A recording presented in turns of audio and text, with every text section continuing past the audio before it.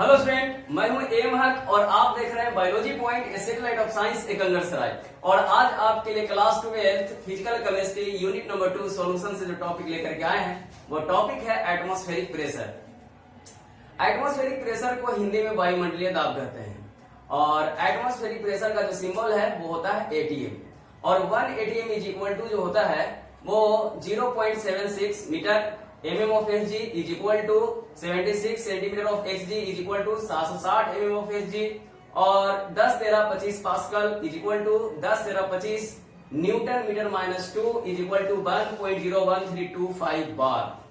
ये होता है। अब इसको हम लोग कैसे कैलकुलेट करते हैं उसको समझेंगे। जो हमारा अर्थ है वो अर्थ के बाहर एटमॉस्फेयर होता है, तो वो अर्थ के बाहर जो एटमॉस्फेयर है वो हमारा कई लेयर में डिवाइड होता है, बटा होता है, जिसमें सबसे पहला जो लेयर है यानी अर्थ सरफेस का ऊपर का सबसे पहला लेयर एटमॉस्फेयर का, उसको बोलते हैं ट्रोपोस्फेयर। उसके बाद होता है स्ट्रेटोस्फेयर, मेसोस्फेयर, थर्मोस्फेयर, एक्सोस्फेयर। इसमें जो ट्रोपोस्फेयर है उसका प्रेशर सबसे ज्यादा होगा और सभी जो एटमॉस्फेयर के लेयर हैं उनसे। और किसी भी एक लेयर में, किसी भी एक पॉइंट पर चारों दिशा में जो प्रेशर का जो वैल्यू होगा वो इक्वल होता है। उसी तरह से लिक्विड में किसी भी लेयर पर जो पॉइंट पे जो प्रेशर होगा वो सभी डायरेक्शन में सेम होगा।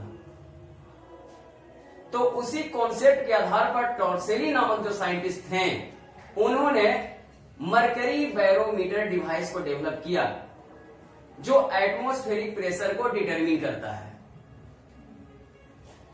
और ये जो डिवाइस है वो प्रेशर डिफरेंस के कॉन्सेप्ट पे आधारित है और प्रेशर डिफरेंस के आधार पर ही लिक्विड क्या करता है, फ्लो करता है हायर प्रेशर रीजन से लोअर प्रेशर रीजन की ओर। तो जब एक मरकरी कोलूम में मरकरी को लेकर एक बीकर में जो पहले सॉलिड उसमें मरकरी रखा हुआ है, जब उसमें हम उस मरकरी कोलूम को जब उसमें हम डालते हैं, इंटर करते हैं इस तरह से, जिसका ऊपर का ऊपरी हिस्सा खुला हुआ है उसको इस तरह से ढकते हुए उसमें क्या करते हैं, इंट्रोड्यूस करते हैं। तो हमारा जो बीकर में जो मरकरी जो था उसका सरफेस राइज कर जाता है।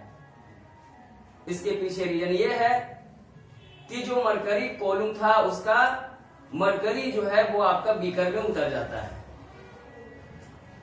तो चूंकि यहाँ पे जो मरकरी का जो बीकर में जो मरकरी है उसके सरफेस पर एयर का प्रेशर लग रहा है, ये देखिए एयर का प्रेशर लग रहा है जिसे हम पीएटीएम कह रहे हैं। तो जितना ऊपर से प्रेशर लग रहा है उतना ही नीचे से भी प्रेशर लगेगा, ठीक है। अब एक समय ऐसा आता है कि इस कोलूम से मरकरी जो है नीचे की ओर मूव नहीं करता है। इसका मतलब ये हुआ कि अब ये नीचे नहीं उतर रहा है, इसका मतलब है कि ये ऊपर की ओर राइज नहीं कर रहा है। तो ये जो प्रेशर होगा नीचे वाला प्रेशर वो ऊपर वाला प्रेशर के इक्वल होगा, यानी PHg is equal to P air या PATM।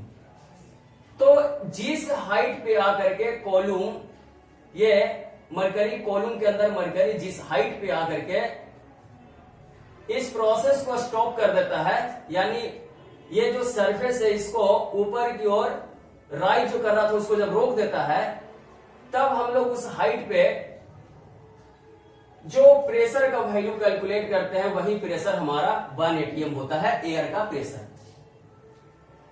तो PHg is equal to P air is equal to PATM और PATM का जो वैल्यू होगा वो H ρg, H height of mercury column 76 centimetre और rho density of mercury 13.6 gram centimetre minus 3 और G acceleration due to gravity 980 centimetre second minus 2।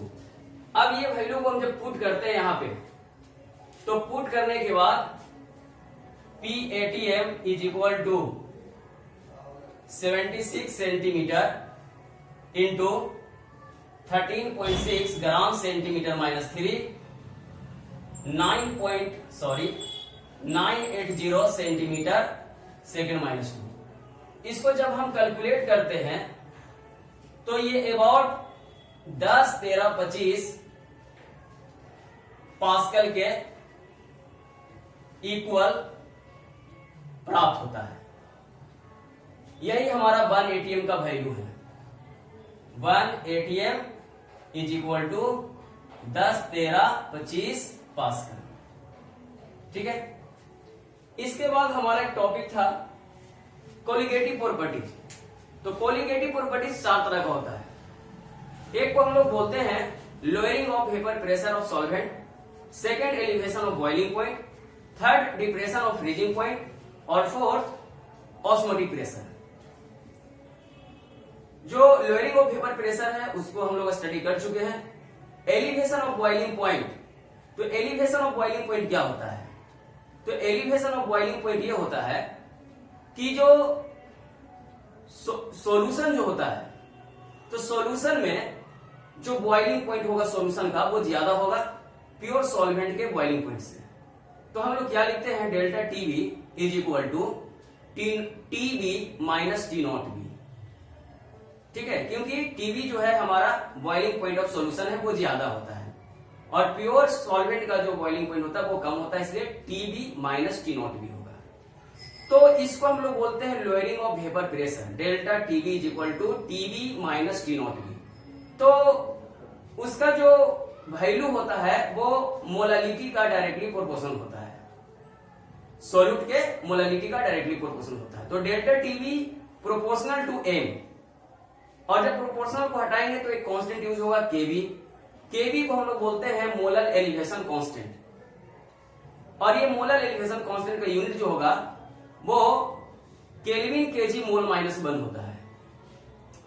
तो molality का value डालने के बाद जो फॉर्मूला मिलेगा वो delta TB is equal to KB into X by A into 1000 W in gram. X हमारा वेट ऑफ सॉल्यूट है और ए हमारा मोलिकुलर वेट ऑफ सॉल्यूट है और डब्ल्यू वेट ऑफ सॉल्वेंट है।